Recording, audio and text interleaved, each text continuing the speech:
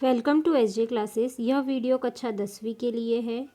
आज हम प्रश्न संख्या 2.6 का प्रश्न नंबर 3 पढ़ने जा रहे हैं। प्रश्न है, श्री मधुसूदन के संतरों के बगीचे में आड़ी कतार में पेड़ों की संख्या खड़ी कतार के पेड़ों की संख्या से 5 अधिक है।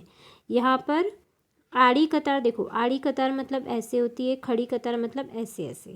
तो जो आड़ी कतार के पेड़ों की संख्या है वो खड़ी कतार के पेड़ों की संख्या से 5 अधिक है। मतलब अगर यहाँ पे 2 होगा तो यहाँ पे 5, 2 में 5 जुड़ के मतलब 7 होगा यहाँ पे। ठीक है, अगर खड़ी कतार में 2 है तो आड़ी कतार में 7 होगा।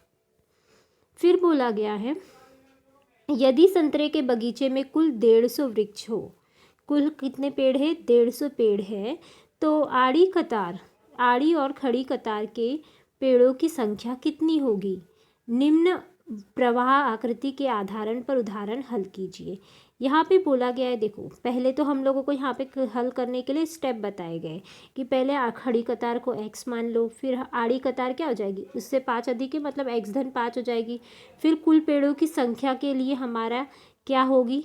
कुल पेड़ों की संख्या यहाँ पे दी गई है 150।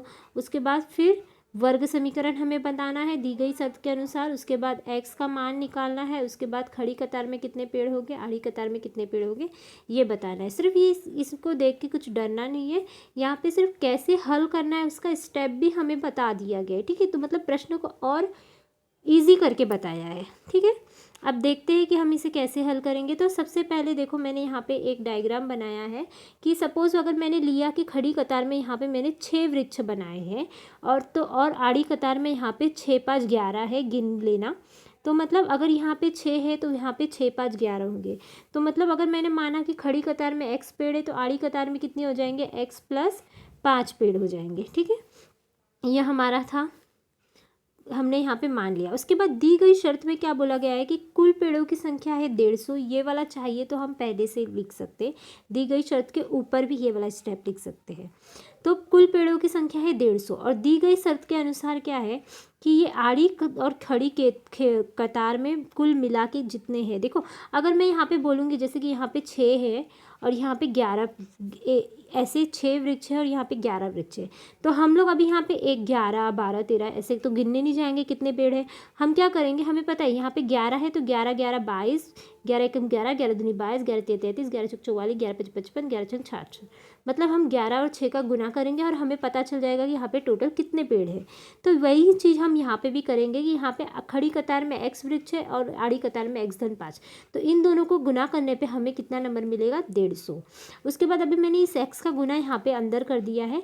तो ये x का गुना होके बन गया x² और x का गुना 5 में हुआ तो बन गया 5x। ठीक है, फिर अभी यहाँ पे ये जो 150 इस तरफ था, हमने इसे इस तरफ लेके गए हैं, एक तरफ से दूसरी तरफ लेके गए हैं, इसलिए ये यहाँ से धन से ऋण में बदल गया। ठीक है, उसके बाद हमें यहाँ पे देखो ये हमारा वर्ग समीकरण मिल गया है और वर्ग समीकरण को हल करना आप लोग अच्छे से जानते हो। यहाँ पे हम लोगों को क्या चाहिए, गुना करने पे 150 आना चाहिए और घटाने पे 5। तो हम सिंपल सा है, 15 10 में 150 होता है, 15 में से 10 जाने पे 5 भी आता है। तो हम उस फैक्टर को लेके यहाँ पे हल करेंगे। तो यहाँ पे मिलेगा x बराबर ऋण 15 और x बराबर 10। अब जैसे कि यहाँ पे x क्या है, पेड़ों की संख्या है और पेड़ों की संख्या कभी ऋणात्मक नहीं होती, इसीलिए यहाँ पे x बराबर ऋण 15 नहीं हो सकता। इसीलिए हमने यहाँ पे देखो बराबर नहीं है ऋण 15 के लिखा।